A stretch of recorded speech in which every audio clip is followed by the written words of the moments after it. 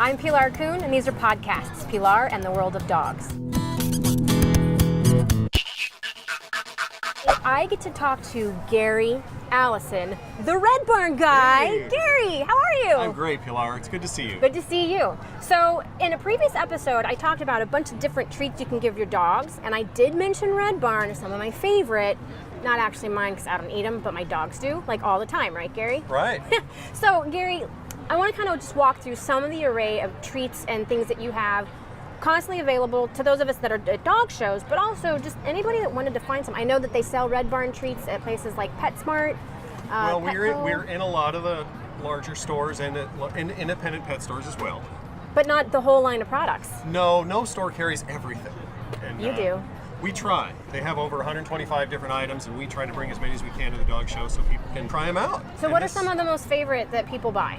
Red Barn's claim to fame is the bully stick, which we all know what this is, and if we don't, it's the part that comes on a bull and not on a cow.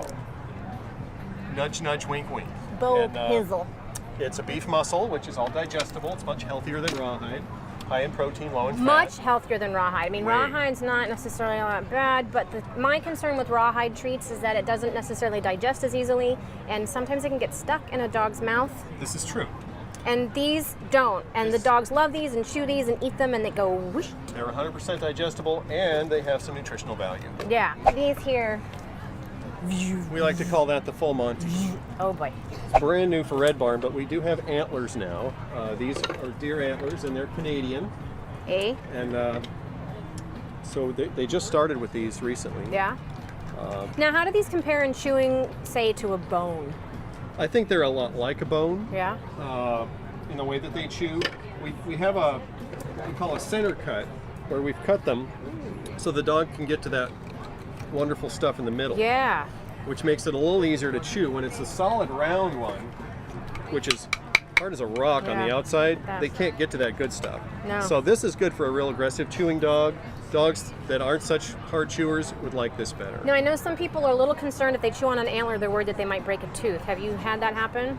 We haven't had them long enough to have a report on Okay. our product, but I have heard stories of that. And this is my theory on that. This is really hard, okay? But Yeah. so are bones, and so are even racquetballs. When the dog is chewing on something and it's all slobbery because he's loving it so much and he's biting down really hard, Yeah. if it slips out, top Flink? tooth hits bottom tooth, enamel against enamel, it causes what they call a slab fracture. And this could happen with, I had a whippet do it with a racquetball. Well, there you go. And so supervision is important, Yeah. and you just got to kind of be careful. These are some of my favorites for my dogs. They're these sliced knuckle bones. Pilar gets these all the time. I do buy them all the time, and the reason I like them is because they're porous. Right. And even our Scotties can actually get their teeth around it, and they put it in between their paws, and they Do yours like whittle at them? The Scotties do. Yeah, because my Scotties, terrier they'll does go in the too. middle and they'll start, but the Bouviers just chomp, chomp, chomp And like it's like rock candy. it's like a tooth polisher. It's Yeah, amazing. It just flakes breaks the all plaque that right plaque off. Some others, I know you guys have some bones This that is have a peanut butter filled, similar to M&Ms. We have plain and peanut. But Nice. it keeps the dog busy licking that filling out, and then even after, they still have the bone to chew on. Yeah, yarn, yarn. Now, here's something else. In one of our previous episodes, when I talked about what to feed your dog, I mentioned rolls. Well, here at the Red Barn booth, Gary has rolls. Rolls and rolls. And these are just different sizes. It's the exact same product on the inside. It's all, I mean, it's just darn good stuff. Darn good. Darn good. Our dogs love it. A small roll like this, what is the equivalent in food consumption of a small roll like this? This is 2 cans of dog food. 2 cans. Not like the bird. 2 Not 2 cans. cans. No, not 2 cans. See, 2 this is cans what they of dog call food. a semi-moist food. It's not all wet like a can with a lot of water in it. Right. It's not all dried out like kibble. It's kind of halfway in between. They're pumped, the raw food is pumped in here, and then they're sunk into a vat of boiling water and cooked to a core temperature of 180 degrees. It cooks the food, but it doesn't cook out all the good nutrients, unlike cooking kibble at a really high temperature. Right. The other thing is this consistency is almost like deli meat, and you can use it as a bait in the ring, and a lot of people do that. Use it Yep, as a treat I've done or a it training before. aid, Absolutely. even though you can chop it up and feed it as a complete diet. So with all of these products that Gary and I have talked about, Red Barn's not the only company that sells treats, obviously. However, I have found in my experience with having dogs that they are some of the absolute best because they're so natural. I don't worry about anything being in them. I'm not worried about my dogs getting sick off of them. Also, I have the advantage of knowing Gary personally and his wife Susan, and that makes it even better.